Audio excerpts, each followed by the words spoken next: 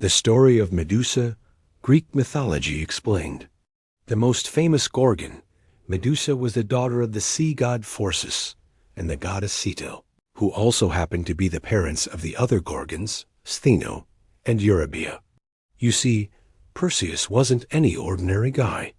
He was actually the son of Zeus and the mortal woman, Danae. You see, Perseus's story actually started not with his birth, but with his grandfather, King Acrisius of Argos. One day, while he was gazing at the stars, he learned from an oracle that his grandson would one day kill him. Now, as I'm sure you already know, Medusa was a Gorgon, which meant that she had the ability to turn men to stone with just one look. However, she wasn't all that hostile and agreed to let Perseus stay on her island as long as he promised not to harm her. And as a token of her goodwill, she allowed him to cut off one of her snakes and take it with him. Little did she know that this would soon become the cause of her demise. But that's going to have to be in another video. So to prevent this prophecy from coming true, he did the only thing he could think of. And one day while they were lounging on the beach, Medusa showed up carrying a golden distaff. He was impressed by his courage and told him that he could have any gift he wanted. Of course, Perseus initially asked for the power to control the seas.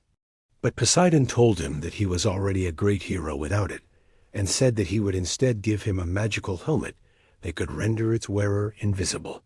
It was perfect and exactly what Perseus needed to slay the Kraken, the terrible sea monster that King Polydex had sent after him. She told Perseus that she had stolen it from the sea god Poseidon and wanted to return it to him. After he returned to the surface and reclaimed his invisibility helmet, he went straight to the palace of King Polydex and used his new powers to make himself invisible. Then he entered the courtyard where King Polydex and his army were celebrating their victory over the Kraken. And then he took the golden distaff that Medusa had given him and waved it over their heads, turning them all to stone. He freed the people of the island and became a local hero. However, the only way to do so was to travel to the underwater palace of the sea gods.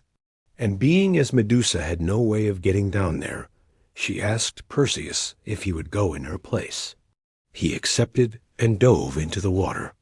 He set his son, King Polydex, and his wife, Queen Diomede, adrift in the ocean in a wooden chest.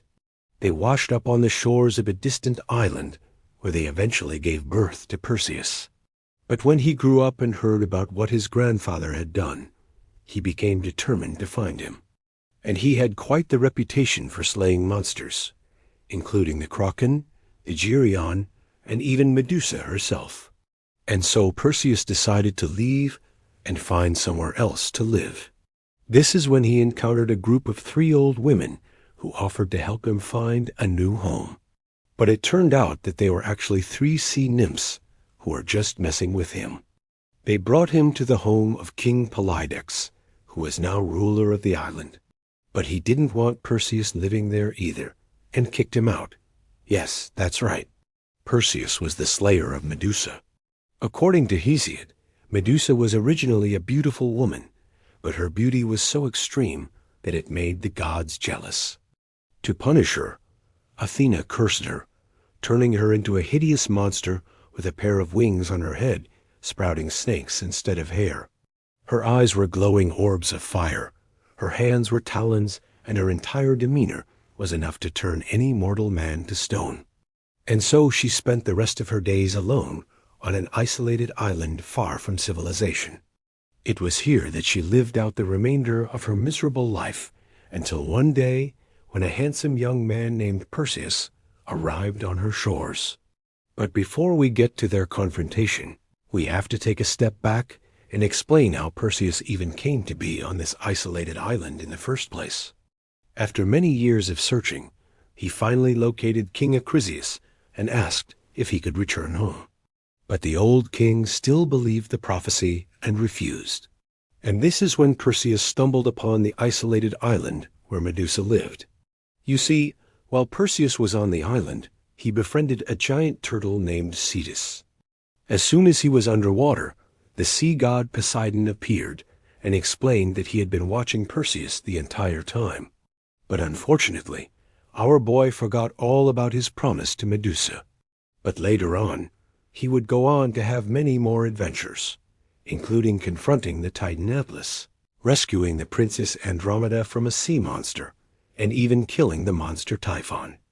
If you enjoyed this video, please leave a like and subscribe.